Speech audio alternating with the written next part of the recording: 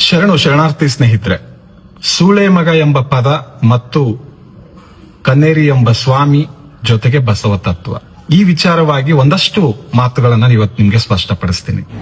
ಸ್ನೇಹಿತರೆ, ಈ ವ್ಯಕ್ತಿಯ ಮಠಕ್ಕೆ ನಾನು ಒಂದ್ ಸ್ವಲ್ಪ ದಿವಸ ಹಿಂದೆ ಹೋಗಿದ್ದೆ.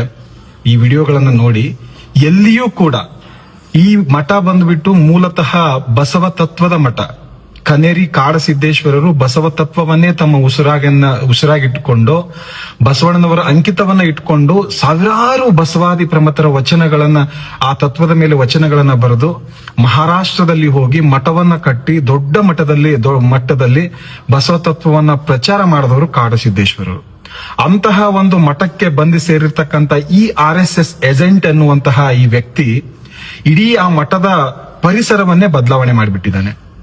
ಬಸವ ತತ್ವದ ಮಠದಲ್ಲಿ ಒಂದೇ ಒಂದು ಬಸವ ಪುತ್ಥಳಿ ಅಲ್ಲ, ಒಂದು ಫೋಟೋ ಕೂಡ ಸಿಗಲ್ಲ ಅಲ್ಲಿ ನಿಮ್ಗೆ. ಬಸವಾದಿ ಶರಣರದಾಗಿರ್ಬಹುದು, ಒಂದು ವಚನದ ಉಲ್ಲೇಖ ಆಗಿರಬಹುದು, ಅಥವಾ ಒಂದು ಲಿಂಗಾಯತ ವಿಚಾರವಾದಗಳ ಒಂದೇ ಒಂದು ಗಂಧ ಗಾಳಿಯೂ ಕೂಡ ಆ ಮಠದಲ್ಲಿ ಎಲ್ಲಿಯೂ ಕೂಡ ಸಿಗೋದಿಲ್ಲ ಸ್ನೇಹಿತರೆ. ಹೋಗ್ಲಿ ವಿಭೂತಿ, ಆ ವಿಭೂತಿಯ ಪರಂಪರೆಯ ಮಠದಲ್ಲಿ ಇವತ್ತು ಇವನು ಗಂಧ ಇಟ್ಕೊಳ್ಳುವಂತ ಪರಂಪರೆ ತಂದಿದ್ದಾನೆ. ತನ್ನೆಲ್ಲ ಇಡೀ ಹಿಂದಿನ ಮಠ ಪರಂಪರೆಯ ಪೀಠಾಧಿಪತಿಗಳಿಗೆಲ್ಲ ಅವರ ಹಣೆಗಳ ಮೇಲೆ ಗಂಧವನ್ನು ಇಟ್ಟಿದ್ದಾನೆ. ಜೊತೆಗೆ ಇವನು RSS ಏಜೆಂಟ್ ಅಂತ ಏನಕ್ಕೆ ಕರಿತೀನಿ ಅಂತಂದ್ರೆ, ಅಲ್ಲಿ ಬಿಜೆಪಿ ಬ್ಯಾನರ್ಗಳು, RSS ಸಿದ್ಧಾಂತದ ಫಲಕಗಳು, ಜೊತೆಗೆ ಮತ್ತೊಂದು ಧರ್ಮದ ಸಿದ್ಧಾಂತಗಳಿವೆ ಅಲ್ಲಿ ಸಿಗ್ತವೆ ಹೊರತಾಗಿ ಬಸವ ತತ್ವ, ಲಿಂಗಾಯತದ ವಿಚಾರಗಳು ಎಲ್ಲಿಯೂ ಕೂಡ ಅಲ್ಲಿ ಸೋಕಿಲ್ಲ ಸ್ನೇಹಿತರೆ. ಹೋಗ್ಲಿ, ಈ ವಿಚಾರ ಇವನೇನಾದ್ರೂ ಬಸವ ತತ್ವವನ್ನ ತಿಳ್ಕೊಂಡು ವಚನಗಳನ್ನ ಓದ್ಕೊಂಡು ತುಂಬಾ ದೊಡ್ಡ ಮಟ್ಟದಲ್ಲಿ ಪ್ರಾವೀಣ್ಯತೆ ಸಾಧಿಸಿದಾನೆ ಅಂತಂದ್ರೆ ಅದು ಕೂಡ ದೊಡ್ಡ ಮಟ್ಟದ ಸುಳ್ಳು.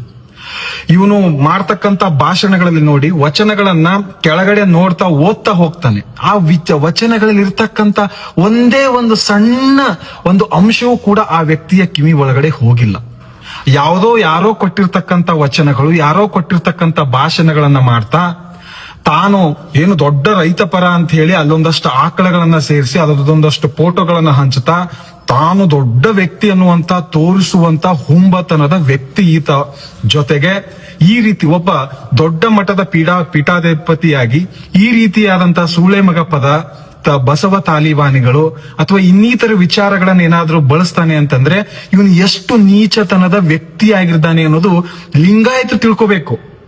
ಬೇರೆಯವ್ರು ಬೇಡ, ನಾ ಬೇರೆ ಧರ್ಮದ ಬಗ್ಗೆ ಮಾತಾಡಲ್ಲ, ಅದ್ರ ಬಗ್ಗೆ ನಮ್ಗೆ ತುಂಬಾ ದೊಡ್ಡ ಮಟ್ಟದ ಗೌರವ ಇದೆ. ಆದ್ರೆ ಲಿಂಗಾಯತರ ಪರವಾಗಿ ನಾನು ಮಾತಾಡ್ತಾ ಇದ್ದೀನಿ ಇವತ್ತು. ಲಿಂಗಾಯತರು ಈ ವಿಚಾರವನ್ನ ತಿಳ್ಕೊಳ್ಳಿ. ಅವನ ಯಾವುದೇ ಬಸವ ತತ್ವದ ಪರವಾಗಿಲ್ಲ, ಒಂದು ವಚನ ಓದಕ್ ಬರಲ್ಲ, ಅವನ ಮಠದಲ್ಲಿ ಒಂದೇ ಒಂದು ಅಂಶವೂ ಕೂಡ ಇಲ್ಲ.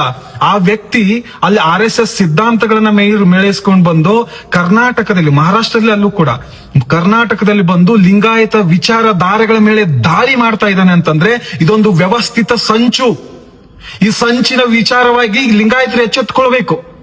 ಇಲ್ಲ ಅಂದ್ರೆ ದೊಡ್ಡ ಮಟ್ಟದ ದುರಂತ ಲಿಂಗಾಯತರ ರಾಜಕೀಯಕ್ಕೆ ಬಡಿಯಲಿದೆ. ಈ ವ್ಯಕ್ತಿ ಒಂದಷ್ಟು ವಿಚಾರಗಳನ್ನ ಇಟ್ಕೊಂಡೇ ಇಲ್ಲಿ ಬಂದಿದ್ದಾನೆ. ಲಿಂಗಾಯತರನ್ನ ಕುಗ್ಗಿಸೋದಾಗಿರ್ಬಹುದು, ಲಿಂಗಾಯತ ಧರ್ಮದ ವಿಚಾರಧಾರೆಗಳನ್ನ ತೆಗಳೋದಾಗಿರ್ಬಹುದು, ಬಸವಣ್ಣನವರನ್ನ ತುಳಿಯಲು ಬಂದಿರ್ತಕ್ಕಂತ ವ್ಯಕ್ತಿ ಅಂತ ನಾನು ನೇರವಾಗಿ ಆರೋಪ ಮಾಡ್ತೀನಿ.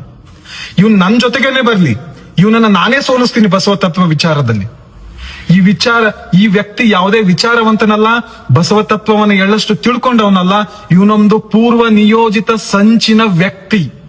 ಯಾರೋ ಮಾಡಿದಾರ ಸಂಚು, ಆ ಸಂಚಿನ ಭಾಗವಾಗಿ ಇವತ್ತು ಲಿಂಗಾಯತ ಧರ್ಮ, ಬಸವ ತತ್ವದ ಹಿಂಬಾಲಕರ ಮೇಲೆ, ಮಠಾಧೀಶರ ಮೇಲೆ ಮತ್ತು ಬಸವಣ್ಣನವರ ಮೇಲೆ ಈ ವ್ಯಕ್ತಿ ದಾಳಿ ಮಾಡ್ತಾ ಇದ್ದಾನೆ ಅಂತಂದ್ರೆ ನಾವು ಸುಮ್ಮನೆ ಕೂತ್ಕೋಬಾರ್ದು. ನೇರವಾಗಿ ಈ ವ್ಯಕ್ತಿಯ ವಿರುದ್ಧ ನಾವು ಧ್ವನಿಯನ್ನು ಎತ್ತಬೇಕಾಗತ್ತೆ. ಇಲ್ಲ ಅಂತಂದ್ರೆ ನಾಳೆ ಲಿಂಗಾಯತ ಕರ್ನಾಟಕದಲ್ಲಿ ಕನ್ನಡಿಗರಿಗೆ ಕಟ್ಟಿರ್ತಕ್ಕಂಥ ಏಕೈಕ ಧರ್ಮವಾದ ಲಿಂಗಾಯತವನ್ನ ಇಂತಹ ವ್ಯಕ್ತಿಗಳು ತಮ್ಮ ವಶ ಮಾಡಿಸ್ಕೊಂಡು ಸಂಪೂರ್ಣವಾಗಿ ಇದನ್ನ ನಾಶ ಮಾಡ್ತಾರೆ ಅನ್ನುವಂತ ಎಚ್ಚರಿಕೆಯನ್ನ ನಾನು ಈ ಮೂಲಕ ಕೊಡ್ತೀನಿ. ಎದ್ದೇಳಿ ಲಿಂಗಾಯತರೆ, ದಯವಿಟ್ಟು ಎದ್ದು ಈ ತರ ಹೀನ ದಾಳಿ ಮಾಡ್ತಕ್ಕಂಥ ದಾಳಿಕೋರರ ವಿರುದ್ಧ ಧ್ವನಿ ಎತ್ತಿ ಅಂತ ಹೇಳ್ತಾ ಮತ್ತೊಮ್ಮೆ ಎಲ್ರಿಗೂ ಶರಣಾರ್ಥಿ.